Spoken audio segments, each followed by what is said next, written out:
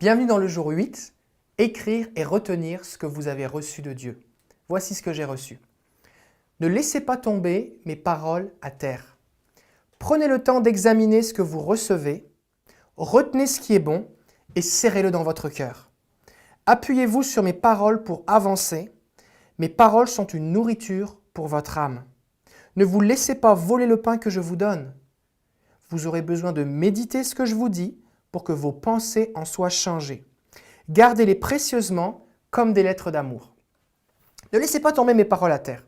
1 Samuel chapitre 3 verset 19 nous dit que Samuel grandissait et le Seigneur était avec lui. Et il ne laissait tomber à terre aucune de ses paroles. Donc Dieu s'est manifesté à Samuel en l'appelant par son prénom à 3 reprises. Et Samuel, bien qu'il entendait Dieu l'appeler, ne savait pas que c'était Dieu. Et il ne savait pas qu'il fallait qu'il écoute. Alors il allait voir Élie. Élie lui a dit, au bout de la 3e fois, c'est Dieu qui parle, voici ce qu'il faut que tu fasses. Donc il l'a guidé pour dialoguer avec Dieu et lui a dit, tu dis, parle l'Éternel, ton serviteur écoute. Et quand Samuel l'a fait, alors Dieu lui a donné la suite, il lui a donné le message qu'il voulait lui communiquer. Il était nécessaire que Samuel reconnaisse que Dieu lui parlait et que ce qu'il allait dire était important, parce que sinon Dieu aurait envoyé le message et ce serait servi juste à rien. Quand nous nous mettons à l'écoute, dans une écoute active et soutenue pour entendre Dieu, alors nous allons recevoir plus de choses. Vu que ce que Dieu nous dit, ce ne sont pas nos pensées, mais les siennes, on peut avoir de la difficulté à s'en souvenir parce que nous n'avons pas de nous-mêmes généré un processus de réflexion pour arriver à ces pensées. Elles nous sont juste arrivées spontanément. Donc c'est important qu'on les écrive, surtout que il peut arriver qu'on ne mesure pas au moment où nous recevons les paroles, la portée de ces paroles. Par exemple, lundi, Dieu me dit quelque chose qui va me servir vendredi. Ou Dieu me demande de faire quelque chose qui va être la première pièce d'un puzzle et je vais avoir les autres morceaux par la suite. Donc c'est important que j'écrive pour ne rien manquer. Écrire dans un journal est une bonne façon de conserver ce que l'on reçoit de Dieu. Prenez le temps d'examiner ce que vous recevez et retenez ce qui est bon. Nous avons déjà vu ce verset dans 1 Thessaloniciens chapitre 5 versets 20 à 21. Ne méprisez pas les messages inspirés, c'est la version français courant, mais examinez toutes choses et retenez ce qui est bon. J'aimerais vous dire ici quelque chose. C'est que quand Dieu nous parle, il est possible qu'on soit excité ou perplexe et qu'on puisse avoir de la difficulté à filtrer si ce que Dieu nous dit c'est de Dieu ou si c'est nos pensées au fur et à mesure qu'on le reçoit. C'est pour ça que d'abord on reçoit et on écrit. Une fois qu'on a fini de recevoir, on relit et là on examine. Et là notre intelligence intervient. Là on utilise notre sagesse, notre expérience, notre connaissance de la Bible. On peut utiliser des conseillers spirituels. Parce que Dieu ne nous demande pas d'avoir la capacité de recevoir et de filtrer en même temps. D'abord on reçoit et après on examine. C'est ce que dit le verset. Examiner toute chose. Mais je peux examiner quelque chose seulement si je l'ai sous les yeux. Je ne peux pas examiner juste un vague souvenir. Donc c'est important que ce soit écrit pour que je puisse examiner les choses. Examiner notre responsabilité. La Bible dit, et on vient de le lire, examinez toute chose, retenez ce qui est bon. Donc, quand je suis un chrétien, il est possible que quelqu'un me donne une parole prophétique et ma responsabilité, quand je le reçois, c'est de l'examiner. Maintenant, si je n'ai pas pris l'habitude, si je ne me suis pas développé à examiner ce que Dieu me dit à moi-même, comment est-ce que je pourrais examiner ce que quelqu'un me dit ? Et donc, je risque de rejeter ce qui vient de Dieu ou d'accepter ce qui ne vient pas de Dieu. Donc, c'est important qu'on s'entraîne à examiner ce que nous recevons de la part du Seigneur. Le texte dit « ne méprisez pas ». On peut traduire aussi « considérer sans importance » ou « ne pas prendre en compte ». Et donc, en écrivant, je vais garder une trace de ce que j'ai reçu, que ce soit un rêve, une vision ou une pensée. Examiner, ça peut vouloir dire aussi, on peut le traduire aussi de cette façon-là, éprouver, sonder ou valider. Et c'est là que mon intelligence intervient. J'ai une responsabilité. Alors on peut se poser plusieurs questions. Premièrement, est-ce que c'est biblique ? Deuxièmement, est-ce que mes yeux étaient fixés sur Jésus ? Ou est-ce que j'étais juste en train de penser à mon voisin ? Si par exemple je pense à mon voisin qui m'énerve, et puis je suis en train de penser à lui, et puis que j'ai des mauvaises pensées contre lui, il y a peu de chances que ça vienne du Seigneur. 1, parce que la Bible nous dit d'aimer nos ennemis, mais 2, parce que mes yeux étaient sur mon voisin et pas sur Jésus. Troisième question qu'on peut se poser, est-ce que cela correspond à la nature et au caractère de Dieu? Qu'est-ce que cela produit en moi? Est-ce que ça ressemble à quelque chose qui me bâtit ou qui me détruit? Demandez à Dieu des confirmations. Parlez-en à un conseiller spirituel si ce n'est pas clair. Et si vraiment vous n'êtes pas trop sûr, vous l'avez écrit, vous le gardez dans un coin. Si Dieu veut vous en reparler, il vous donnera des confirmations. S'il n'y a pas de suite, vous laissez ça comme ça, et puis c'est pas plus grave que ça. Retenez ce qui est bon, mais écrivez tout. Pourquoi? Parce que votre capacité à examiner va se développer au fur et à mesure. Et il est possible que vous rejetiez une parole par incrédulité. Par exemple, Dieu vous dit « Je vais faire des grandes choses avec toi ». Et là, vous dites « Ah, mais moi, comment je me sens? Voici ma situation présente, ça ne peut pas venir de Dieu, ça ne peut pas être pour moi. » Et là, vous le rejetez. Sauf que quelques temps plus tard, vous vivez des expériences, vous grandissez, et cette parole que Dieu vous avait dite va être une confirmation pour prendre certaines décisions. Et donc, le fait de l'avoir écrit, vous allez le relire avec une nouvelle perspective, et là, vous allez dire « Waouh, Dieu a commencé déjà à m'encourager il y a un moment, et là, maintenant, je vis des confirmations. » Donc, c'est important d'écrire et de noter la date.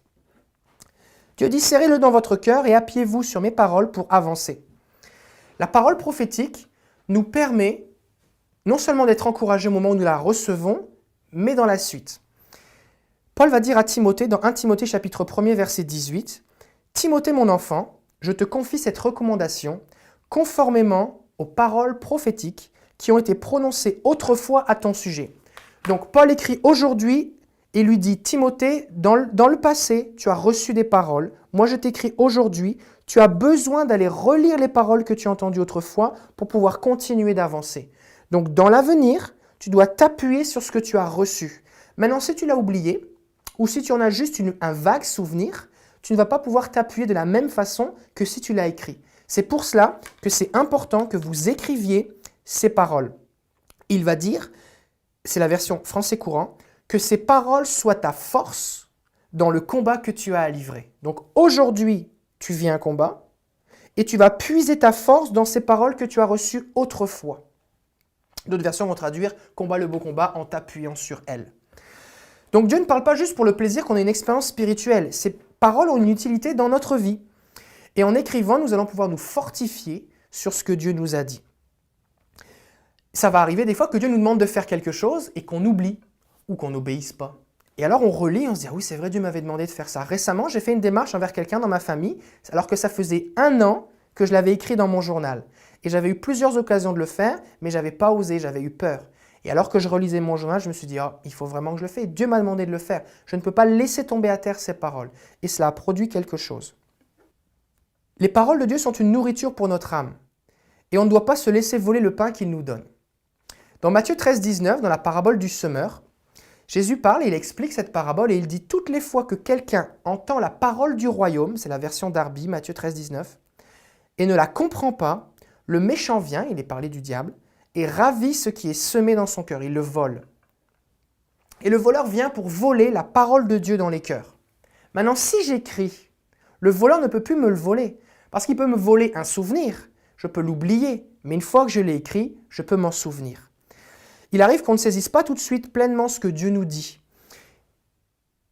Mais même si je ne le comprends pas maintenant, je l'écris et je vais le comprendre plus tard, mais je ne me le ferai pas voler. La parole du royaume dont Jésus parle, ce n'est pas juste le salut en Jésus, mais c'est aussi chaque parole que Jésus nous dit. Ça, c'est une réalité du royaume de Dieu. Et Jésus a dit, l'homme ne vivra pas de pain seulement, mais de toute parole qui sort de la bouche de Dieu. Il ne dit pas de toute parole qui est sortie et qui a été écrite dans la Bible. Il dit de toute parole qui sort de la bouche de Dieu. Des fois, Dieu va vous rappeler un verset qui a déjà été écrit dans la Bible. Mais au moment où il vous le rappelle, ce verset est vivant. Il est pour l'opportunité, pour l'occasion maintenant. C'est pour aujourd'hui. Et ça devient une parole vivante qui va être comme un pain, comme une nourriture pour votre âme. Dieu dit, vous aurez besoin de méditer ce que je vous dis pour que vos pensées en soient changées. Souvent, Dieu va nous parler, et parce qu'il est le Dieu de vérité, il va nous dire des vérités. Sauf que nous, on ne croit pas que des vérités, on croit aussi des tas de mensonges sur nous-mêmes. Ces mensonges peuvent venir de plein de sources, et on en parlera dans les prochaines sessions. Et on a un exemple ici avec Gédéon. Dans le livre des Juges, au chapitre 6, l'ange de l'Éternel va venir parler à Gédéon, et il va s'adresser à lui d'une façon qui s'oppose à la façon dont Gédéon se voit. Il va lui parler en lui disant « Vaillant héros, l'Éternel est avec toi ». Et Gédéon va dire « Mais c'est pas vrai, je suis petit, je ne crois pas que Dieu est avec moi, tout ça ». Et cette parole que l'ange va lui communiquer va venir confronter un mensonge. Mais ça va quand même l'encourager. Il va y avoir toutes sortes d'expériences que Gédéon va vivre comme confirmation. Et finalement, il va devenir ce héros que l'ange avait décrit. Et ça a été une confirmation pour Gédéon. Donc plus vous allez écouter Dieu, plus vous allez boire à sa source, plus vous allez vous voir comme Dieu vous voit et non plus comme vos voisins vous voient, comme vos professeurs vous ont vu, comme vos parents vous ont vu ou vos frères et sœurs.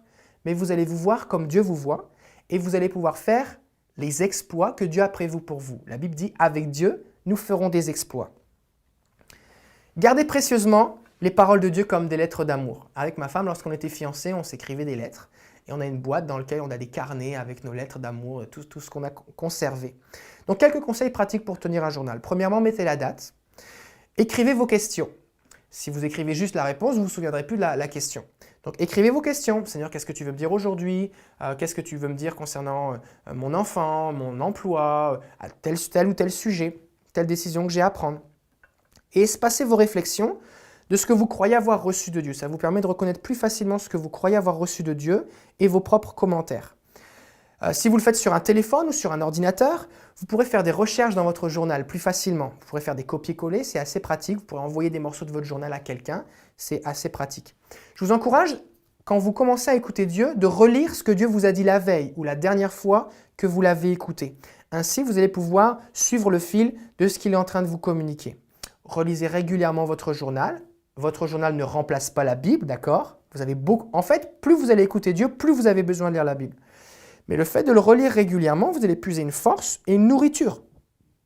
Et en fin d'année ou périodiquement, faites une synthèse de ce que Dieu vous a dit. Il y a peut-être des promesses, des thèmes particuliers qui se dégagent. Et ainsi, vous allez voir les révélations que vous avez eues, votre cheminement spirituel, les accomplissements de ce que vous avez reçu de la part de Dieu, et vous allez même voir les thèmes évoluer. Par exemple, pendant longtemps, Dieu me disait « je t'aime, je t'aime ». Et bon, au bout d'un moment, je disais « mais Seigneur, pourquoi tu me dis toujours que tu m'aimes ?» Et le Seigneur m'a dit « je vais te le dire jusqu'à ce que tu finisses par le croire vraiment ». Alors, il me le dit encore, mais avec moins d'insistance, parce que ça s'est ancré en moi. Il me parle plus dans ma vie personnelle actuellement d'autres choses. Et donc, vous allez voir votre situation qui évolue. Il y a peut-être des promesses que Dieu vous a dit en 2016, que Dieu va accomplir en 2017 ou en 2025. Et vous allez pouvoir retracer votre histoire avec Dieu. Alors, j'aimerais prier pour vous, afin que vous puissiez, vous aussi, recevoir plus des trésors du Seigneur. Prions ensemble. Seigneur Jésus, je décide de chérir tes paroles comme des trésors. Parle, Seigneur. Ton serviteur, ta servante, écoute. Je te demande pardon pour toutes les paroles que j'ai laissées tomber à terre, par ignorance ou par incrédulité, et je choisis de me nourrir de toute parole qui sort de ta bouche. Je vais prier pour vous maintenant. Père, je prie que ceux qui suivent cette formation maintenant soient des intendants fidèles, comme des trésoriers qui traitent avec respect et honneur ce que tu vas leur donner. Je prie, Père, que leur foi se développe pour te croire. Et je prie que tu aiguises leur capacité à examiner ce qu'ils reçoivent, afin qu'ils ne soient ni volés, ni trompés, mais qu'ils puissent discerner ce qui vient de toi, qu'ils puissent retenir ce qui est bon. Je prie que tu les protèges des égarements, que tu les guides, que tu les diriges, que ta force leur soit communiquée alors qu'ils vont se nourrir de tes paroles. Je prie au nom de Jésus qu'ils puissent penser comme toi alors que leurs pensées sont renouvelées, que leur identité soit changée, qu'ils se voient comme tu les vois, et Père, que ton règne vienne dans leur vie. Je prie au nom de Jésus. Amen. Que Dieu vous bénisse. À demain.